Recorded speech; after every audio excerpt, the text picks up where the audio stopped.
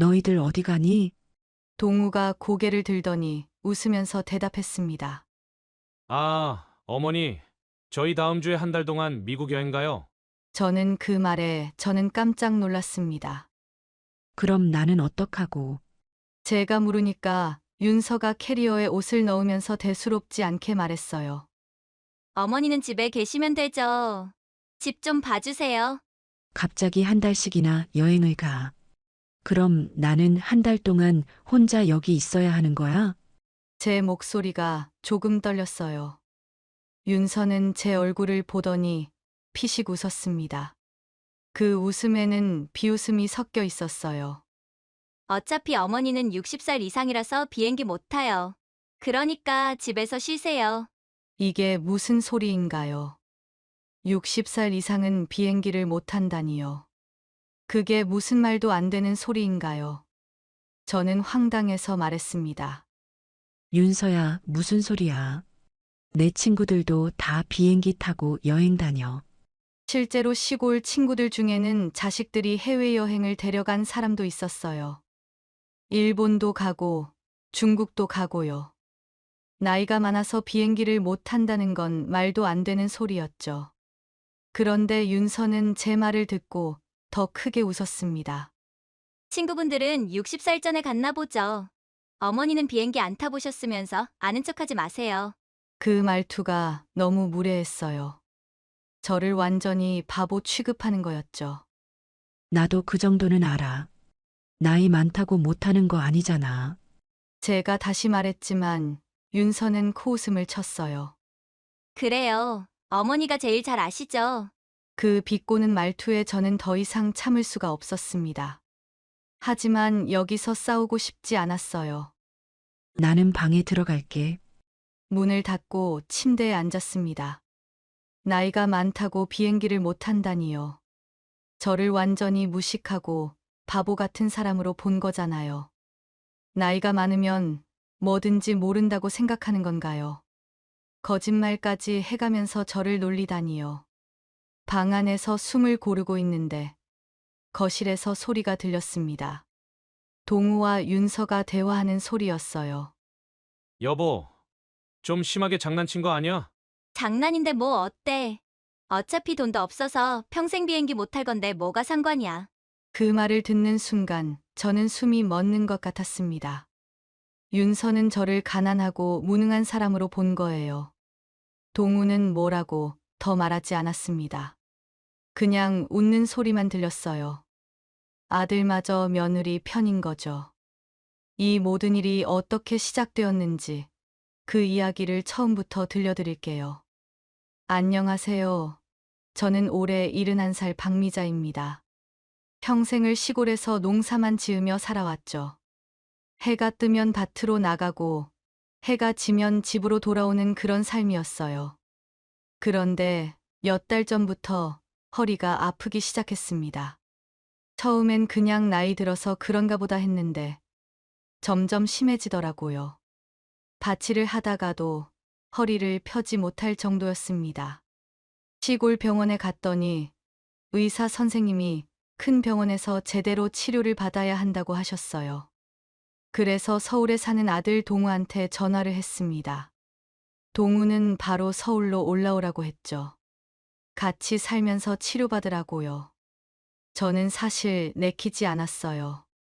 서울에서 살아본 적도 없고 아들 부부랑 같이 사는 게 편할 것 같지 않았거든요.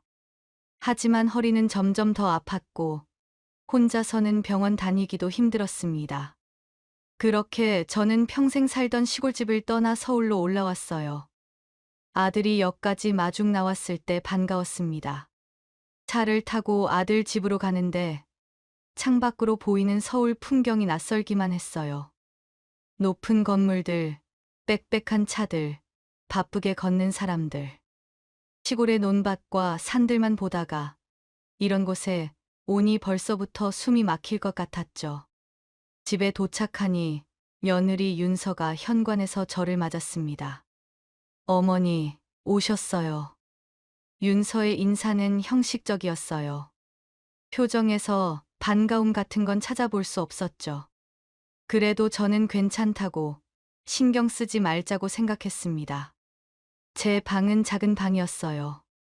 침대 하나, 옷장 하나가 전부였지만 저한테는 충분했습니다.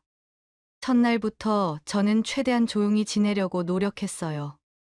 아침에 일어나도 부엌에 먼저 나가지 않았습니다. 동우와 윤서가 출근 준비를 다 마칠 때까지 방에 있다가 나왔죠. 저는 그저 병원 다니는 것 말고는 할 일이 없었어요. 병원은 일주일에 2번씩 갔습니다. 물리치료를 받고 약을 타오고 그게 전부였죠. 처음엔 동우가 같이 갔는데 2번째부터는 혼자 가라고 했어요. 병원이 집에서 가깝다면서요. 저는 알겠다고, 괜찮다고 했습니다. 혼자서도 충분히 갈 수 있었으니까요. 서울 생활은 정말 낯설었어요. 엘리베이터를 타는 것도, 카드로 문을 여는 것도, 인덕션으로 요리하는 것도 다 처음이었습니다. 며느리는 제가 뭘 물어보면 귀찮다는 표정을 지었어요. 그래서 저는 물어보는 걸 점점 줄였죠. 모르는 건 혼자 천천히 익히면 되니까요.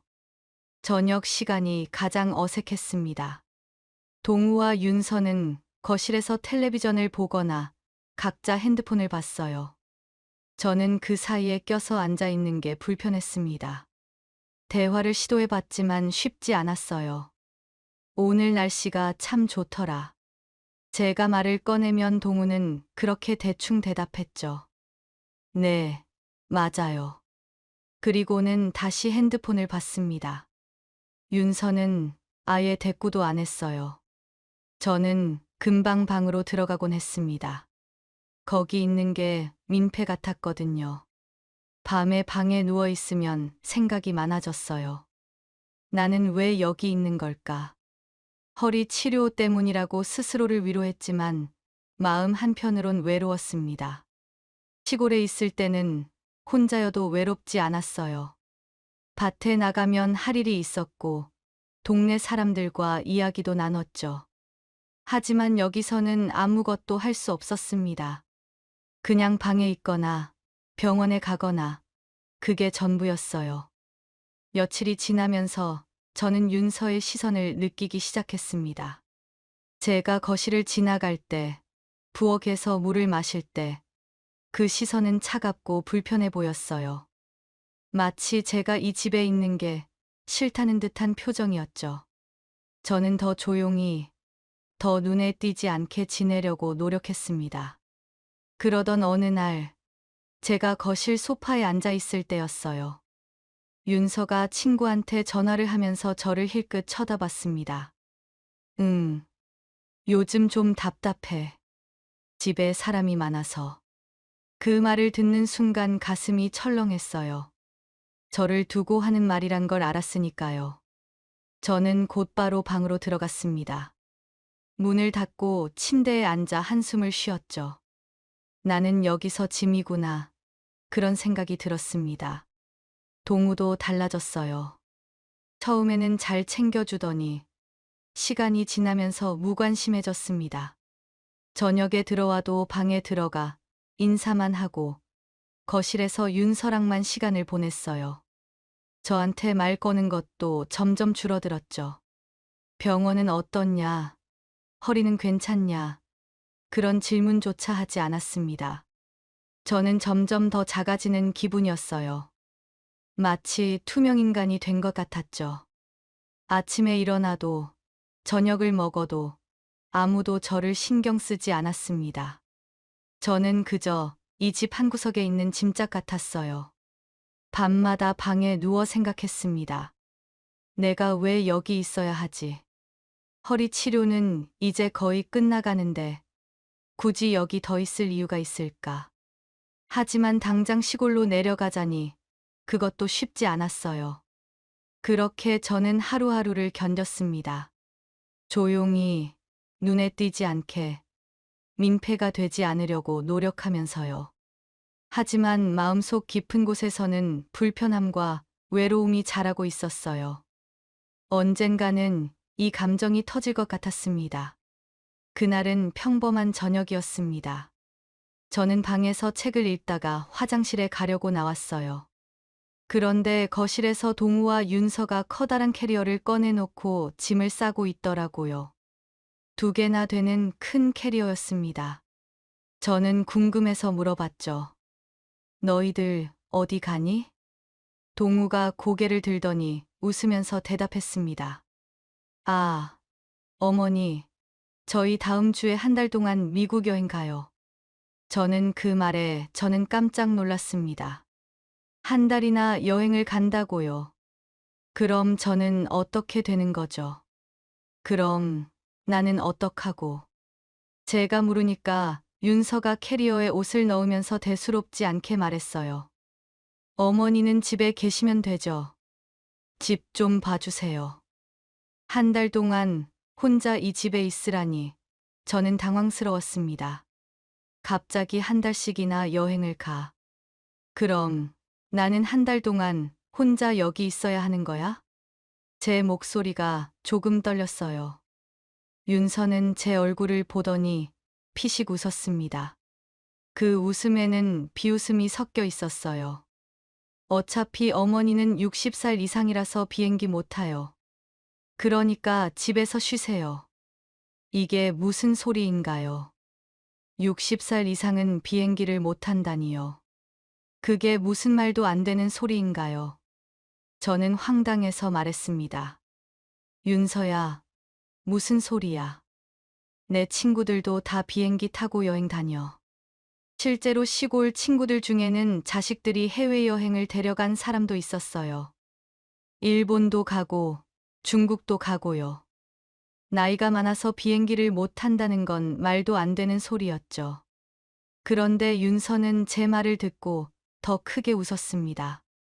친구분들은 60살 전에 갔나 보죠.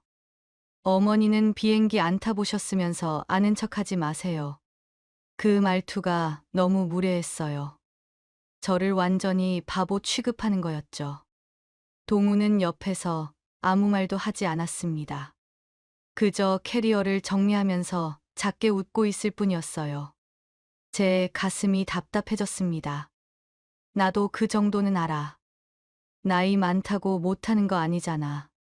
제가 다시 말했지만 윤서는 코웃음을 쳤어요. 그래요. 어머니가 제일 잘 아시죠. 그 비꼬는 말투에 저는 더 이상 참을 수가 없었습니다. 하지만 여기서 싸우고 싶지 않았어요. 괜히 분위기 망칠까봐 참았죠. 저는 그냥 방으로 들어갔습니다. 나는 방에 있을게. 문을 닫고 침대에 앉았어요. 손이 떨렸습니다. 화가 나서 그랬는지, 억울해서 그랬는지 모르겠어요. 나이가 많다고 비행기를 못 탄다니요. 저를 완전히 무식하고 바보 같은 사람으로 본 거잖아요. 나이가 많으면 뭐든지 모른다고 생각하는 건가요? 저는 평생 시골에서 농사만 지었지만 텔레비전도 보고 신문도 봤습니다. 비행기 정도는 당연히 알죠. 친구들이 여행 다녀온 얘기도 들었고요. 그런데 며느리는 저를 아무것도 모르는 사람 취급했어요. 게다가 거짓말까지 해가면서 저를 놀렸죠. 방 안에서 숨을 고르고 있는데 거실에서 소리가 들렸습니다. 동우와 윤서가 대화하는 소리였어요. 문틈 사이로 새어나오는 목소리가 또렷하게 들렸죠. 동우가 먼저 말했습니다. 여보, 좀 심하게 장난친 거 아니야? 윤서가 대답했어요. 장난인데 뭐 어때? 어차피 돈도 없어서 평생 비행기 못 탈 건데 뭐가 상관이야. 그 말을 듣는 순간 저는 숨이 멎는 것 같았습니다. 윤서는 저를 가난하고 무능한 사람으로 본 거예요. 동우는 뭐라고 더 말하지 않았습니다. 그냥 웃는 소리만 들렸어요. 아들마저 며느리 편인 거죠. 저는 주먹을 꽉 쥐었습니다. 화가 치밀어 올랐어요. 제가 돈이 없다고요. 저는 평생 농사를 지으면서 돈을 모았습니다. 한 푼 한 푼 아껴가면서 남편이랑 둘이서 열심히 모은 돈이에요. 남편이 돌아가시고 나서도 저는 혼자 농사를 지으며 돈을 모았죠. 통장에는 7억이나 있습니다. 물론 동우는 몰라요. 제가 얼마나 가지고 있는지 말한 적이 없으니까요. 하지만 그렇다고 해서 저를 돈 없는 사람 취급하는 건 너무하잖아요. 게다가 비행기를 못 탄다는 거짓말까지 하면서 저를 놀렸어요. 완전히 바보 취급한 거죠. 저는 침대에 누웠습니다. 천장을 보면서 생각했어요. 나는 왜 여기 있는 걸까? 허리 치료 때문에 여기에 왔지만 치료는 이제 거의 끝났어요. 병원도 이제 두세 번만 더 가면 됩니다. 굳이 여기 더 있을 이유가 없죠. 그런데 저는 여기서 이렇게 무시당하며 살아야 하나요? 며느리한테는 바보 취급받고 아들한테는 무관심 속에 방치되고요. 저는 이 집에서 짐이고 귀찮은 존재일 뿐이에요. 그렇다면 계속 여기 있을 필요가 없죠. 마음속에서 무언가가 부글부글 끓어올랐습니다. 분노였어요. 아니, 분노보다는 결심에 가까웠죠. 저는 더 이상 참지 않겠다고 생각했어요. 며느리가 저를 무시했으니 저도 가만히 있지 않겠다고요. 언젠가 며느리가 후회하게 만들어야겠다고 다짐했습니다. 밤새 잠을 제대로 못 잤어요. 머릿속에서 온갖 생각이 맴돌았죠. 어떻게 해야 할까? 어떻게 해야 며느리가 저를 함부로 대한 걸 후회할까? 그 생각만 하다가 아침이 밝았습니다. 다음 날 아침, 저는 일찍 일어났습니다. 평소보다 일찍 나와서 부엌에서 물을 마시고 있었어요. 동우와 윤서는 아직 방에 있었죠. 저는 거실 소파에 앉아서 멍하니 창밖을 바라봤습니다. 어젯밤 일이 계속 머릿속을 맴돌았어요. 윤서가 저한테 한 말들이 귓가에 맴돌았습니다. 60살 이상은 비행기를 못 탄다는 거짓말, 저를 무식하다고 비웃던 말투, 돈이 없어서 평생 비행기를 못 탈 거라던 그 말. 하나하나가 가슴에 박혔어요. 저는 제가 이렇게 무시당할 사람이 아니라는 걸 알고 있었죠. 하지만 그걸 증명할 방법이 없었습니다. 그때 동우가 방에서 나왔어요. 출근 준비를 하는 모습이었죠. 어머니, 일찍 일어나셨네요. 응, 잠이 안 와서. 저는 짧게 대답했습니다. 동우는 커피를 내리면서 저를 힐끗 쳐다봤어요. 어머니, 어제 윤서가 한 말 너무 신경 쓰지 마세요. 장난친 거예요. 그게 장난으로 들렸나요? 저는 동우를 똑바로 쳐다봤습니다. 너는 네 아내가 나한테 그렇게 말하는데 왜 아무 말도 안 했어? 동우는 잠시 멈칫했어요. 그리고는 어색하게 웃으며 말했죠. 저도 말하려고 했는데 그냥 분위기가 그랬어요. 거짓말이었어요. 동우는 어제 옆에서 웃기만 했죠. 며느리가 저를 놀릴 때 함께 웃었어요. 저는 한숨을 쉬었습니다. 동우는 그냥 커피를 들고 방으로 들어가 버렸어요. 저는 혼자 거실에 남았죠. 아들마저 저를 무시하고 있다는 생각에 가슴이 답답했습니다. 잠시 후에 윤서도 나왔어요. 화장을 하고 옷을 차려입은 모습이었죠.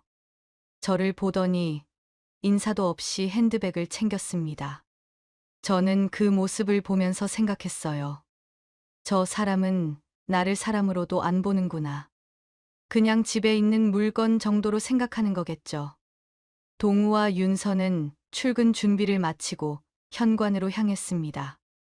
저는 소파에 앉아서 그들을 지켜봤어요. 문을 열고 나가려는 순간 윤서가 돌아보며 말했죠. 어머니, 저희 없는 동안 집 잘 부탁드려요. 아무것도 건드리지 마시고요. 그 말에 저는 피식 웃음이 나왔습니다. 마치 제가 뭘 망가뜨릴 사람처럼 말하는 거예요. 저는 대꾸하지 않았습니다. 그냥 고개만 끄덕였죠. 동우와 윤서는 문을 닫고 나갔어요. 집이 조용해졌습니다. 저는 소파에 그대로 앉아 있었어요. 머릿속에서 어제부터 계속된 생각들이 정리되기 시작했죠. 굳이 여기서 이렇게 무시당하며 살 필요가 없어요. 저는 결심했습니다. 이 집을 나가야겠다고. 하지만 그냥 나가면 안 돼요. 윤서한테 제대로 교훈을 줘야 합니다. 저를 그렇게 무시하고 놀린 대가를 치르게 해야죠. 어떻게 하면 될까요? 무엇을 해야 윤서가 후회할까요? 저는 생각에 잠겼습니다. 윤서가 가장 아끼는 게 뭘까요? 바로 명품, 가방이에요. 윤서는 명품을 정말 좋아해요. 백화점을 집 앞 편의점 가듯이 자주 가죠. 돈이 많지도 않으면서 구경만 하다가 가끔 할부로 가방을 사와요. 그럴 때마다 동우랑 싸우는 소리가 집 안을 가득 채웠죠. 또 가방 샀어. 돈이 어디 있다고. 동우가 소리치면 윤서도 지지 않고 대꾸했어요. 내가 번 돈으로 사는 건데 당신이 뭔데 참견이야. 그런 소리를 몇 번이나 들었는지 모릅니다. 윤서는 사치를 좋아하고 과소비를 자주 해요. 특히 명품, 가방에 집착하죠. 그걸 가장 아끼는 것 같았어요. 저는 마음속으로 생각했습니다. 윤서가 가장 아끼는 그 가방들을 팔아버리는 거예요. 그럼 윤서가 얼마나 속상해할까요? 생각만 해도 통쾌했습니다. 하지만 정말 그래도 될까요? 잠시 망설여졌어요. 이건 복수가 아니라 나쁜 짓 아닌가요? 하지만 곧 생각을 바꿨습니다. 윤서가 저한테 한 짓을 생각하면 이 정도는 아무것도 아니에요. 저를 바보 취급하고 거지 취급하고 무시했잖아요. 그럼 저도 가만히 있을 수 없죠. 저는 결심을 굳혔습니다. 가방을 팔아버리겠다고. 윤서가 후회하게 만들겠다고 다짐했습니다. 마음이 편해졌어요. 뭔가 목표가 생기니까 답답했던 가슴이 뚫리는 것 같았죠. 며칠면 동우와 윤서는 미국으로 떠나요. 그럼 저는 행동을 시작할 겁니다. 윤서가 돌아왔을 때 깜짝 놀랄 선물을 준비해야겠죠. 생각만 해도 기분이 좋았습니다. 며칠이 지났고 드디어 동우와 윤서가 떠나는 날이 왔습니다. 저녁 무렵이었어요. 두 사람은 현관에서 캐리어를 끌고 나가려고 했죠. 저는 거실에 서서 그들을 지켜봤습니다. 윤서가 저를 보더니 웃으면서 말했어요. 하지만 그 웃음에는 비웃음이 섞여 있었죠. 어머니, 저희 한 달 동안 잘 다녀올게요. 어머니는 나이 많으셔서 어차피 비행기 못 타니까 서운해하지 마세요. 또 그 소리였어요. 나이가 많아서 비행기를 못 탄다고요. 하지만 저는 참았습니다. 여기서 화를 내봤자 소용없어요. 대신 속으로 생각했죠.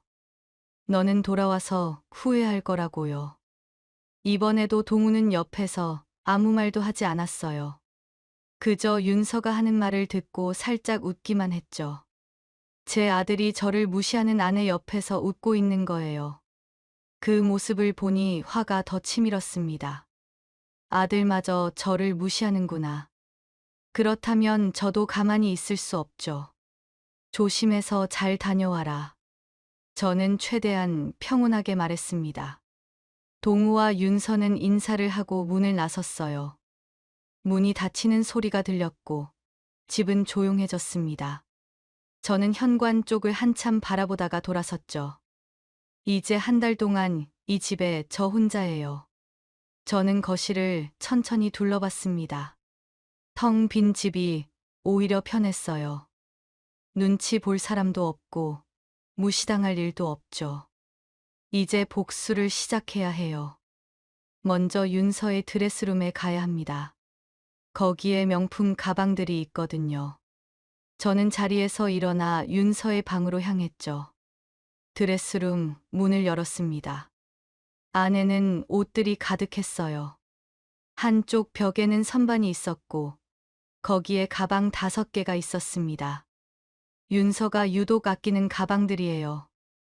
여행할 때도 가져가지 않았어요. 오직 중요한 모임이나 결혼식에만 들고 다녔죠. 그만큼 소중히 여기는 거예요. 저는 가방들을 하나씩 꺼냈습니다. 명품이라서 그런지 튼튼해 보였죠. 저는 명품을 잘 모르지만 윤서가 얼마나 아끼는지는 알고 있어요. 이 가방들을 팔면 윤서는 정말 속상해할 겁니다. 저는 가방 5개를 모두 꺼내 거실로 가져왔어요. 그리고 소파에 앉아서 가방들을 바라봤습니다. 정말 이래도 될까 잠시 망설여졌어요. 하지만 윤서가 저한테 한 짓을 떠올리니 마음이 굳어졌죠. 저는 핸드폰을 꺼내 검색을 시작했습니다. 명품 가방을 파는 방법을 찾아봤어요. 중고 명품 매입하는 매장이 있더라고요. 집 근처에도 하나 있었습니다. 주소를 확인하고 영업시간도 체크했죠. 내일 아침에 바로 그 매장에 가야겠다고 생각했습니다. 가방을 팔고 그 돈으로 윤서한테 제대로 교훈을 줘야죠. 다음 날 아침, 저는 일찍 일어났습니다. 가방 5개를 큰 쇼핑백에 넣었어요. 저는 현관문을 열고 밖으로 나갔습니다. 핸드폰에 저장해둔 주소를 보면서 걸어갔어요. 20분 정도 걸려서 걸어간 매장 문을 열고 들어갔습니다. 매장 안은 깔끔했어요. 유리 진열장에 명품들이 가득했죠. 직원이 저를 보더니 웃으며 다가왔습니다. 어서 오세요. 무엇을 도와드릴까요? 가방을 팔려고요. 저는 쇼핑백을 들어 보이며 말했습니다. 직원은 고개를 끄덕이더니 가방을 하나씩 꺼내 확인하기 시작했어요. 하나하나 가격을 매기더니 총액을 계산해서 가격을 알려줬죠. 전부 합쳐서 1,000만 원입니다. 현금으로 드릴까요? 계좌이체로 드릴까요? 1,000만 원이면 생각보다 많은 돈이었어요. 저는 잠시 놀랐지만 침착하게 대답했습니다. 현금으로 주세요. 직원은 금고에서 돈을 꺼내 봉투에 넣어줬어요. 저는 봉투를 받아 가방에 넣고 매장을 나왔습니다. 집으로 돌아오는 길, 저는 봉투가 든 가방을 꼭 쥐고 걸었습니다. 마음이 복잡했어요. 후회되는 건 아니었지만 뭔가 찝찝한 기분이 들었죠. 집에 도착해서 저는 소파에 앉아 봉투를 열었습니다. 1,000만 원이 들어 있었어요. 저는 돈을 세어보지 않았습니다. 그냥 봉투를 다시 닫고 가방에 넣었죠. 이제 이 돈을 어떻게 할까요? 제가 가져갈까요? 아니면 윤서한테 돌려줄까요? 저는 한참을 고민했습니다. 그러다 좋은 생각이 떠올랐어요. 용돈이라고 주는 거예요. 그럼 자기 가방을 판 돈인 줄 모르고 좋아할 거예요. 이게 완벽한 복수죠. 저는 다음 날 은행에 갔습니다. 1,000만 원을 들고 가서 윤서 계좌로 입금했어요. 그리고 핸드폰을 꺼내 카카오톡을 보냈습니다. 윤서야, 너희 미국 여행 간다고 해서 늦었지만 용돈 보낸다. 여행 잘 다녀와라. 메시지를 보내고 나니 속이 후련했습니다. 저는 집으로 돌아와 소파에 앉아 답장을 기다렸어요. 용돈을 보낸 후 몇 시간이 지났습니다. 저는 거실 소파에 앉아 텔레비전을 보고 있었어요. 그때 동우한테서 영상통화가 왔죠. 저는 전화를 받았습니다. 화면에 동우와 윤서의 얼굴이 나타났어요. 두 사람 모두 환하게 웃고 있었죠. 배경을 보니 호텔 방 같았습니다. 어머니, 동우가 먼저 소리쳤어요. 목소리에 흥분이 가득했죠. 어머니, 용돈 받았어요. 정말 감사해요. 윤서도 옆에서 웃으며 말했습니다. 어머니, 이렇게 많이 주시면 어떡해요? 1,000만 원이나 되는데요. 두 사람은 정말 기뻐 보였어요. 저는 침착하게 웃으며 대답했습니다. 걱정하지 말고 재밌게 잘 놀고 와. 동우가 고개를 끄덕였어요. 어머니, 정말 감사해요. 이 돈으로 쇼핑도 하고 맛있는 것도 많이 먹을게요. 윤서도 손을 흔들며 말했죠. 어머니, 갈 때 선물 꼭 사갈게요. 감사합니다. 두 사람은 계속 웃으며 이야기했어요. 저는 그 모습을 보면서 속으로 생각했습니다. 저게 자기 가방 판 돈인 줄도 모르고 좋아하고 있네. 정말 한심하다고요. 그래. 잘 쓰고 와라. 나는 괜찮으니까 걱정하지 마. 저는 담담하게 말했습니다. 동우와 윤서는 또 한 번 감사하다고 인사하고 전화를 끊었어요. 저는 핸드폰을 내려놓고 소파에 기대 앉았습니다. 통쾌했어요. 정말 속이 시원했죠. 윤서가 그렇게 아끼던 가방들을 판 돈으로 좋다고 쇼핑을 하고 있을 거예요.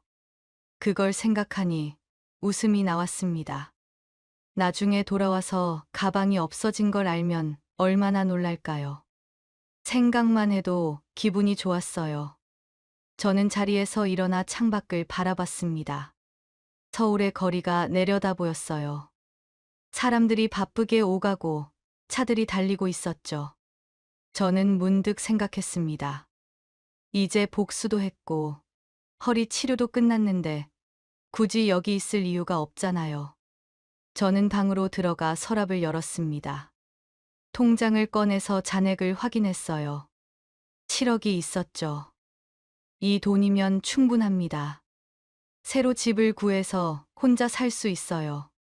아껴 쓰면 남은 인생 동안 부족함 없이 편하게 눈치 보지 않고 살 수 있죠. 저는 이 집을 나가겠다고 결심했습니다. 동우와 윤서가 돌아오기 전에 이사를 하는 거예요. 저는 바로 핸드폰을 꺼내 부동산 앱을 검색하기 시작했습니다. 너무 큰 집은 필요 없었어요. 저 혼자 살 거니까 작은 아파트면 충분하죠. 하지만 주변에 병원이 있어야 하고 큰 마트도 가까워야 해요. 생활하기 편한 곳이면 좋겠죠. 여러 동네를 둘러봤습니다. 지금 사는 곳에서 멀지 않은 곳을 찾았어요. 걸어서 30분 정도 되는 거리였죠. 그 동네는 복잡하지 않고 조용했습니다. 하지만 주변에 병원도 있고 대형 마트도 있었어요. 완벽한 곳이었죠. 저는 그 동네에 있는 아파트를 검색했습니다. 15평짜리 작은 아파트가 있었어요. 가격은 3억 원이었죠. 번화가가 아니라서 저렴했습니다. 저는 바로 부동산에 전화했어요. 여보세요. 집을 보러 가고 싶은데요. 네. 언제 오시겠어요? 지금 바로 갈 수 있어요. 저는 주소를 받아 적고 집을 나섰습니다. 부동산에 도착해서 직원과 함께 아파트를 보러 갔죠. 집 크기는 작지만 깔끔했습니다. 햇빛도 잘 들고 조용했어요. 저 혼자 살기에 딱 좋은 크기였죠. 저는 마음에 들었습니다. 이 집으로 할게요. 저는 결정했습니다. 직원은 놀란 표정이었어요. 보통은 여러 집을 둘러보는데 저는 바로 결정했으니까요. 하지만 저는 확신이 있었습니다. 이 집이면 충분했거든요. 계약은 빠르게 진행됐습니다. 저는 통장에서 3억 원을 송금했어요. 남은 돈은 4억 원이었죠. 이 돈으로 아껴 쓰면서 살면 부족함 없을 거예요. 집을 구하고 나니 마음이 홀가분했습니다. 이제 이사만 하면 돼요. 저는 집으로 돌아와서 짐을 싸기 시작했습니다. 제 짐은 많지 않았어요. 옷가지 몇 벌, 책 몇 권, 그게 전부였죠. 이사는 빠르게 끝났습니다. 작은 트럭 하나면 충분했어요. 저는 새 집으로 이사했고 짐을 풀기 시작했죠. 작은 집이지만 제 물건들을 놓으니 아늑했습니다. 이제 이 집이 제 집이에요. 저는 소파에 앉아 주변을 둘러봤습니다. 조용하고 평화로웠어요. 누구 눈치도 보지 않아도 되고 무시당할 일도 없죠. 만족스러웠습니다. 저는 점점 새 집에 적응하기 시작했어요. 주변 마트도 둘러보고 동네를 산책도 했습니다. 생각보다 편했어요. 혼자 사는 게 외롭지 않았죠. 오히려 자유로웠습니다. 일주일쯤 지났을 때 저는 문득 생각했습니다. 동우와 윤서가 곧 돌아오겠죠. 그때쯤이면 제가 없어진 걸 알게 될 거예요. 그리고 윤서는 자기 가방이 없어진 것도 알게 되겠죠. 생각만 해도 통쾌했습니다.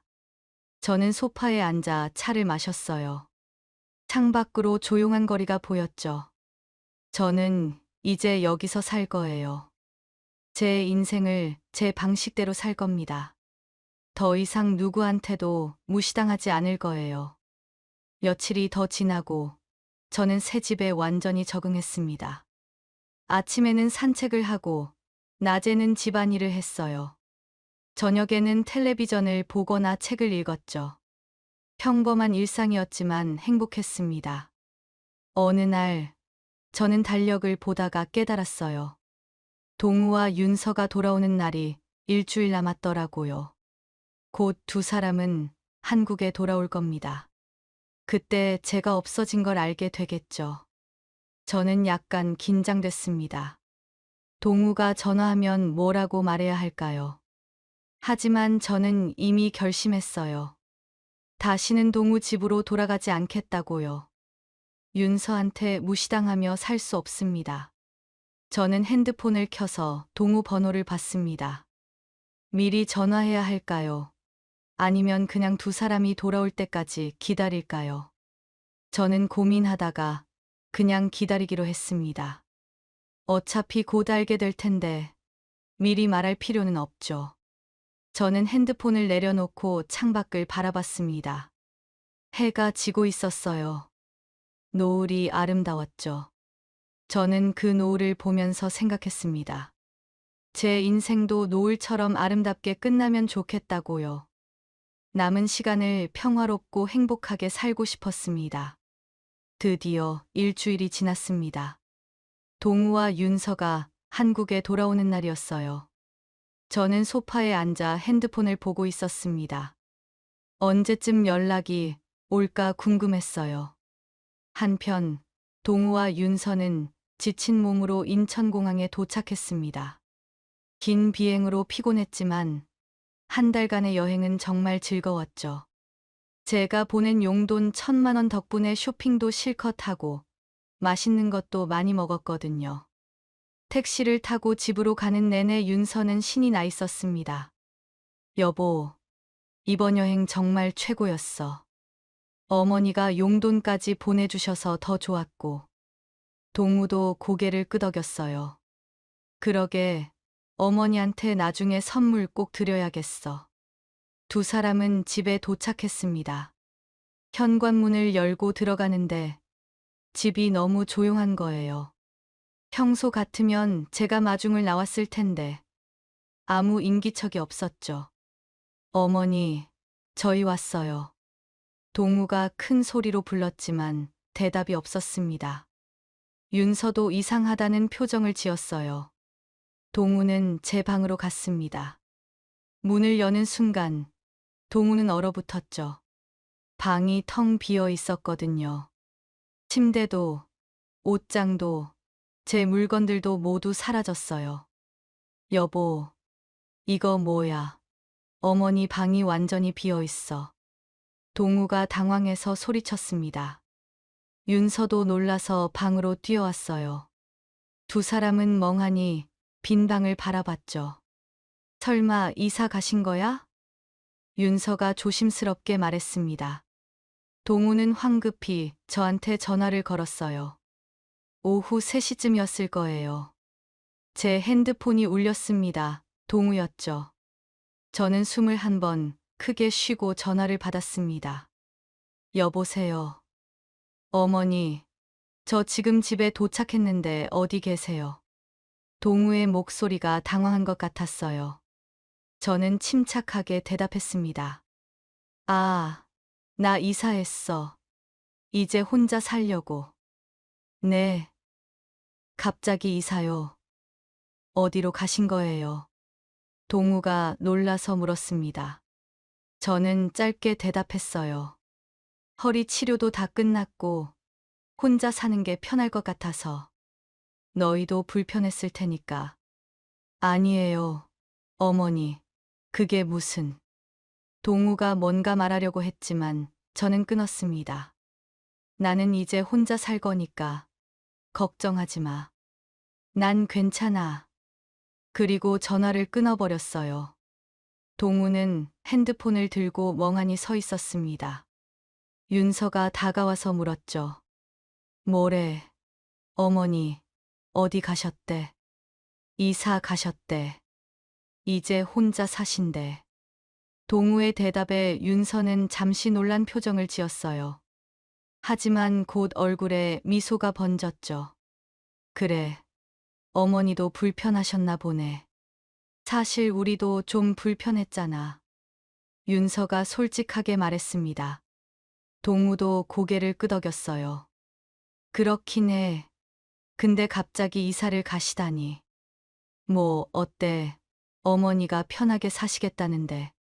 우리도 이제 편해지고 얼마나 좋아. 윤서는 오히려 기뻐 보였습니다. 동우도 사실 마음 한편으론 편해진 게 사실이었어요. 두 사람은 거실로 나와 캐리어를 풀기 시작했죠. 그래도 어머니 혼자 사시기 힘드시지 않을까. 동우가 조금 걱정스럽게 말했지만 윤서는 손사래를 쳤어요. 무슨 소리야. 어머니 건강하시잖아. 시골에서도 혼자 사셨는데 뭐. 그건 그렇지. 두 사람은 서로를 보며 웃었습니다. 그리고 박수까지 쳤어요. 솔직히 말하면 두 사람 다 속으로 좋았던 거죠. 이제 눈치 볼 사람도 없고 둘만의 공간이 생겼으니까요. 윤서는 신이 나서 캐리어에서 옷을 꺼내기 시작했습니다. 여보, 나 드레스룸 가서 옷 정리할게. 윤서는 드레스룸으로 들어갔어요. 미국에서 산 옷들을 정리하려고요. 선반을 열고 옷장을 열고 하나하나 자리를 찾아 넣기 시작했죠. 그런데 갑자기 윤서의 손이 멈췄습니다. 뭔가 이상했거든요. 분명 여기 있어야 할 게 없었어요. 윤서는 선반을 다시 확인했습니다. 그리고 얼굴이 하얗게 질렸죠. 내 가방들이 어디 갔지? 윤서가 중얼거리며 선반을 뒤지기 시작했어요. 하지만 아무리 찾아도 없었습니다. 그 소중한 명품 가방 5개가 모두 사라진 거예요. 안 돼. 이럴 리 없어. 윤서의 목소리가 떨리기 시작했습니다. 옷장 구석구석을 다 뒤졌지만 가방은 보이지 않았어요. 윤서는 패닉 상태가 됐죠. 윤서가 갑자기 비명을 질렀습니다. 거실에 있던 동우가 깜짝 놀라서 뛰어왔어요. 왜? 무슨 일이야? 윤서는 얼굴이 창백한 채로 선반을 가리키고 있었어요. 내 가방들이 다 없어. 5개 모두 다 없어졌다고. 윤서의 목소리는 떨리고 있었습니다. 동우도 놀라서 선반을 확인했어요. 정말로 가방이 하나도 없었죠. 진짜네. 어디 갔지? 내가 다 아끼던 가방들이야. 비싸서 할부로 산 건데 아직 할부도 안 끝났다고. 윤서는 거의 울 것 같은 표정이었습니다. 두 사람은 드레스룸을 샅샅이 뒤졌어요. 구석구석 다 찾아봤죠. 하지만 가방은 어디에도 없었습니다. 설마. 동우가 문득 뭔가 떠올랐다는 표정을 지었어요. 설마 어머니가 가져가신 거 아닐까? 동우의 말에 윤서는 눈이 커졌습니다. 그리고 곧 분노로 얼굴이 빨개졌죠. 어머니가 왜 내 가방을. 윤서는 당장 저한테 전화를 걸었습니다. 손이 떨려서 번호를 누르기도 힘들 정도였어요. 저는 집에서 소파에 앉아 있었습니다. 윤서한테서 전화가 왔죠. 이제야 알아챘구나 싶어서 저는 피식 웃으며 전화를 받았어요. 여보세요. 어머니, 제 가방들 어디 있어요? 제 명품 가방 다 걔 어디 갔냐고요. 윤서의 목소리는 화로 가득했습니다. 저는 잠시 침묵했어요. 그리고 아주 천천히 말했죠. 내가 다 팔았어. 전화기 너머로 윤서가 숨 넘어가는 소리가 들렸습니다. 뭐라고요? 팔았다고요? 어머니가 무슨 권리로 제 가방을 팔아요? 그게 다 얼마짜린데요? 한 개에 몇백만 원씩 하는 거라고요. 윤서가 소리를 질렀습니다. 옆에서 동우도 놀란 표정으로 듣고 있었을 거예요. 저는 차분하게 대답했습니다. 너는 나를 거지 취급하고 내가 바보라고 생각했지. 60살 넘으면 비행기도 못 탄다고 나를 놀렸잖아. 그래서 내가 바보가 아니라는 걸 보여준 거야. 어머니, 그건 그렇다 쳐도 어머니가 왜 제 가방을... 윤서는 말을 잇지 못했습니다. 저는 계속 말했어요. 너는 나한테 돈도 없어서 평생 비행기 못 탈 거라고 했잖아. 근데 나도 돈 있어. 그럼 가방 팔고 남은 돈이라도 주세요. 지금 당장요. 아직 가방 할부도 안 끝났다고요. 매달 할부금 내야 되니까 당장 돈 주세요. 윤서가 다급하게 말했습니다. 저는 그 말을 듣고 피식 웃었어요. 돈, 내가 이미 줬잖아. 네. 어머니, 그게 무슨 소리예요? 윤서야, 내가 용돈 보내줬잖아. 1,000만 원. 설마 미국에서 다 쓰고 온 거 아니지? 저는 천천히 비웃듯이 말했습니다. 전화기 너머로 윤서가 숨을 헐떡이는 소리가 들렸어요. 윤서는 그제야 깨달은 거죠. 제가 보낸 용돈 1,000만 원이 바로 자기 가방을 판 돈이었다는 거요. 어머니. 윤서의 목소리가 떨렸습니다. 분노와 당황이 뒤섞인 목소리였죠. 너는 그 돈으로 미국에서 실컷 쇼핑하고 맛있는 거 먹었지. 너 가방 판 돈으로 말이야. 제 말에 윤서는 더 이상 아무 말도 하지 못했습니다. 그리고 갑자기 비명을 지르더니 핸드폰을 바닥으로 던지는 소리가 들렸어요. 쾅 하는 소리와 함께 전화가 끊겼죠. 저는 핸드폰을 내려놓고 소파에 기댔습니다. 속이 시원했어요. 정말 통쾌했죠. 한편 동훈의 집에서는 난리가 났습니다. 윤서는 핸드폰을 바닥에 내팽개친 채 주저앉아 있었어요. 얼굴은 새하얗게 질려 있었고 온몸이 떨리고 있었죠. 동우가 윤서를 부축했지만 윤서는 대답하지 않았습니다. 그저 허공을 바라보며 중얼거렸어요. 내 명품 가방, 그 돈으로 내가 쇼핑하고 먹고 놀았다고?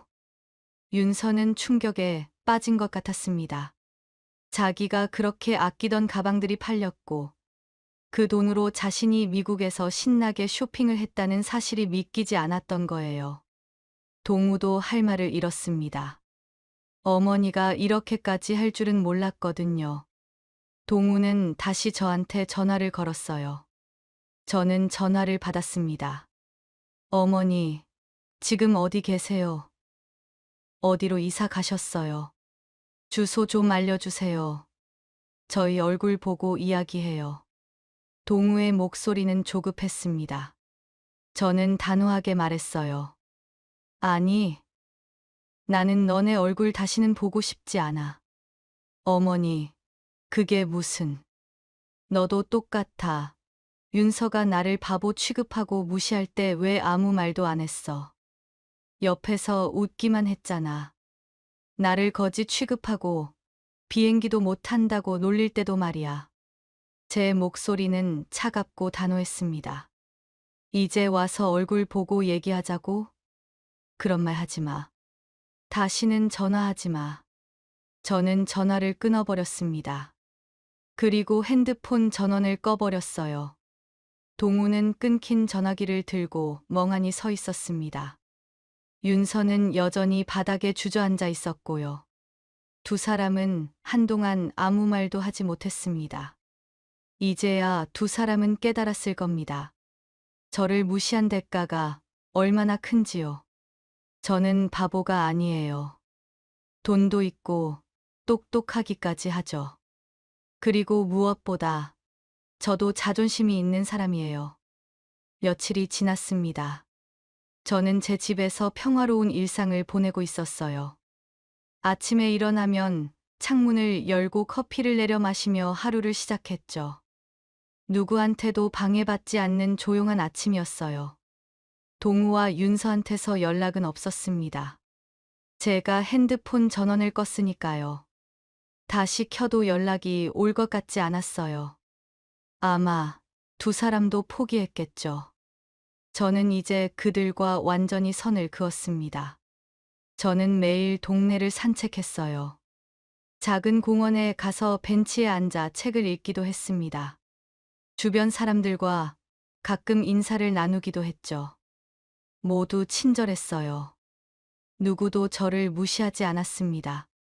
어느 날, 저는 시골 친구한테 전화를 했습니다. 오랜만에 목소리를 듣고 싶었거든요. 미자야, 요즘 어떻게 지내? 잘 지내.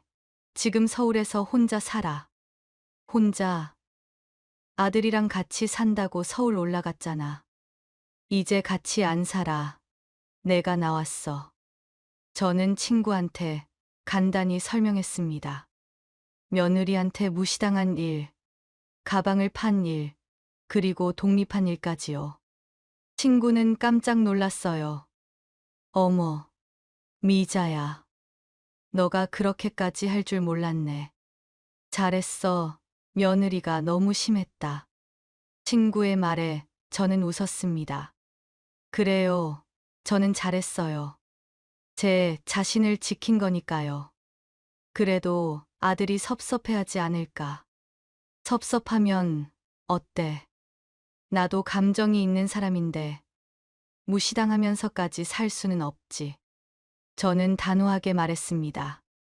친구는 한숨을 쉬더니 말했어요. 맞아. 너 말이 맞아. 나이 들었다고 무시당할 이유는 없지. 미자야, 넌 용감해. 친구의 말에 저는 가슴이 뭉클했습니다. 저는 그저 제 자존심을 지킨 것뿐인데 그게 용감한 일이었나 봅니다. 전화를 끊고 저는 소파에 앉아 생각했습니다. 제가 한 일이 옳았을까요? 가방을 팔고 아들 집을 나온 게 맞는 결정이었을까요? 잠시 의문이 들었어요. 하지만 곧 마음을 다잡았습니다. 저는 잘못한 게 없어요. 윤서가 저를 무시했고 동우는 방관했죠. 제가 참고만 있을 이유가 없습니다. 저도 존중받을 권리가 있어요. 나이가 많다고 해서 함부로 대해도 되는 건 아니에요. 저는 창밖을 바라봤습니다. 사람들이 거리를 오가고 있었어요. 각자의 삶을 살아가는 사람들이죠. 저도 이제 제 삶을 살 겁니다. 남은 시간을 제 방식대로, 제 속도대로 살아갈 거예요. 방으로 들어가 침대에 누웠어요. 천장을 보면서 생각했습니다. 제가 이번에 배운 게 있다면 사람을 무시하면 반드시 대가가 온다는 거예요. 윤서가 저를 무시했고 그 대가를 치렀죠. 그리고 나이가 많다는 이유로 무시해서는 안 된다는 것도 배웠어요. 나이가 많다고 해서 바보가 아니에요. 경험도 많고 지혜도 있습니다. 저를 우습게 보면 안 돼요. 저는 눈을 감았습니다. 마음이 편안했어요. 제가 한 선택이 옳았다는 확신이 들었습니다. 윤서와 동우도 이번 일로 뭔가 배웠으면 좋겠습니다. 사람을 함부로 대하면 안 된다는 거요. 특히 나이 든 사람을 무시하면 안 돼요. 그들도 감정이 있고 자존심이 있으니까요. 이제 저는 행복합니다. 누구한테도 무시당하지 않고 제 방식대로 살아가는 삶이요. 이게 제가 원하던 거예요. 평화롭고 자유롭고 존중받는 삶 말이에요. 남은 인생을 어떻게 살아갈까요? 아마 이렇게 평범하게, 조용하게 살아갈 것 같아요. 그리고 그게 제일 좋은 거예요. 저는 웃음을 지었습니다. 정말 통쾌한 복수였어요. 윤서는 평생 이 일을 잊지 못할 겁니다. 그리고 저를 다시는 무시하지 못할 거예요. 저는 그걸로 충분해요. 지금까지 이야기 들어주셔서 감사합니다. 구독과 좋아요 부탁드려요. 여러분의 작은 관심 하나하나가 제게 큰 힘이 됩니다.